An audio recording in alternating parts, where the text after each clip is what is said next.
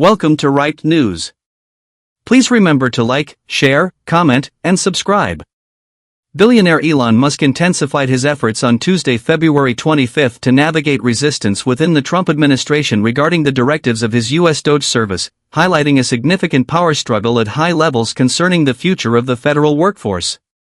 In recent days, over a dozen federal agencies, predominantly led by cabinet secretaries appointed by Trump, informed their employees that compliance with Musk's directive to submit a weekly report of their activities was unnecessary. This pushback represents a notable indication of internal discontent with DOGE's initiatives throughout the federal government, showcasing the intent of many Trump officials to reclaim authority over agencies that Musk has sought to reform, often without their explicit consent. In response, Musk has publicly criticized those opposing him and has called for federal employees to adhere to a second directive requiring them to account for their work achievements. His DOGE team has simultaneously intensified its multifaceted campaign against bureaucratic structures, gearing up for a new wave of extensive layoffs and planning to cancel additional grants and other federal expenditures, as revealed by interviews with over 30 government officials who requested anonymity to discuss confidential matters.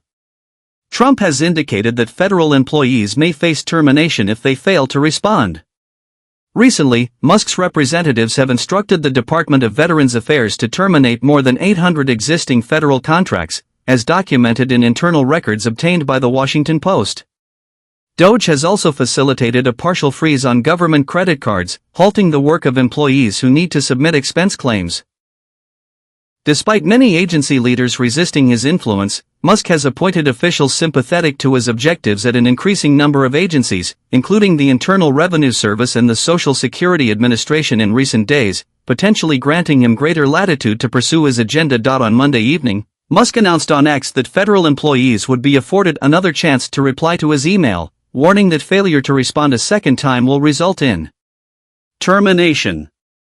Elon Musk addressed attendees at the Conservative Political Action Conference, PAC, held at the Gaylord National Resort and Convention Center on February 20, 2025. While refraining from naming specific advisors to Trump, Musk criticized those who obstructed his request, implicitly targeting the president's cabinet nominees. The email request was utterly trivial, as the standard for passing the test was to type some words and press send. Yet so many failed even that inane test, urged on in some cases by their managers. Have you ever witnessed such incompetence and contempt for how your taxes are being spent?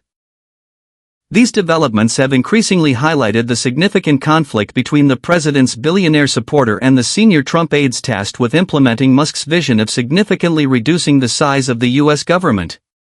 Musk has previously encountered challenges from federal courts, but he is now facing new opposition, including from some Republicans in Congress, as he seeks to transform the U.S. government in ways that critics deem illegal.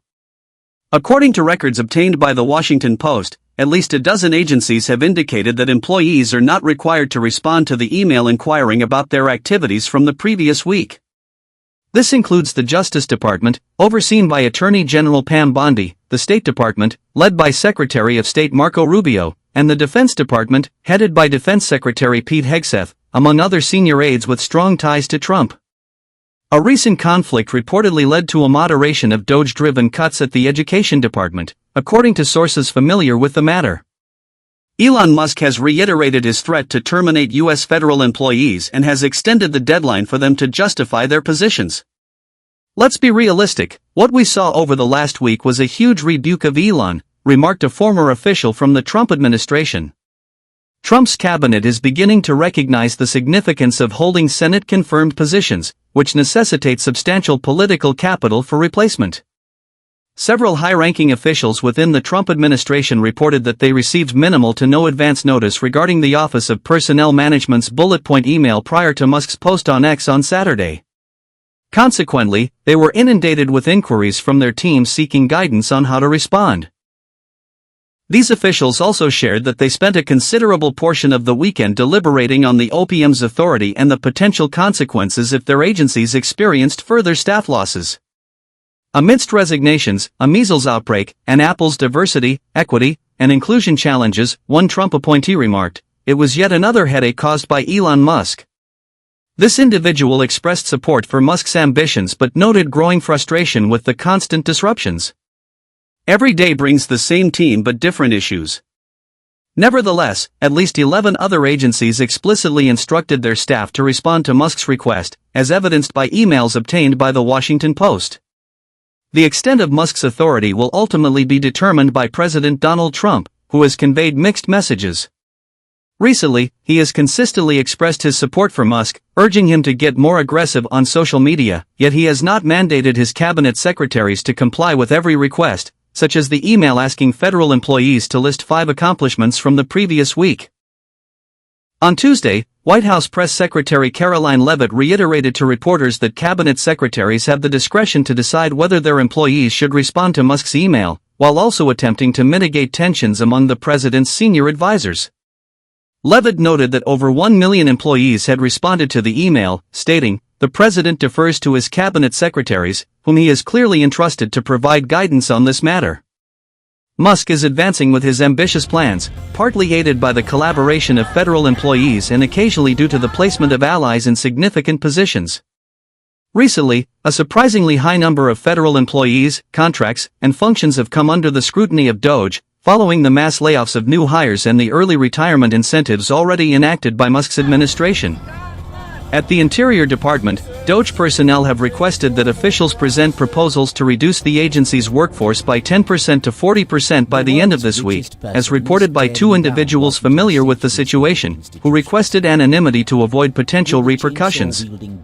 Officials at the National Park Service, a division of the Interior Department, are exploring ways to adhere to DOGE's directive while minimizing cuts to essential staff at national parks, according to one of the sources.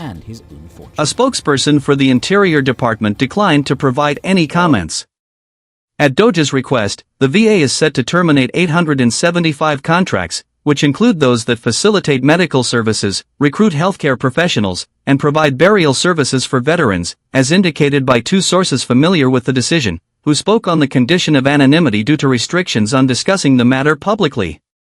Get right new breaking news. Subscribe, like, share and comment, so that you'll always know the biggest stories shaping the day's headlines.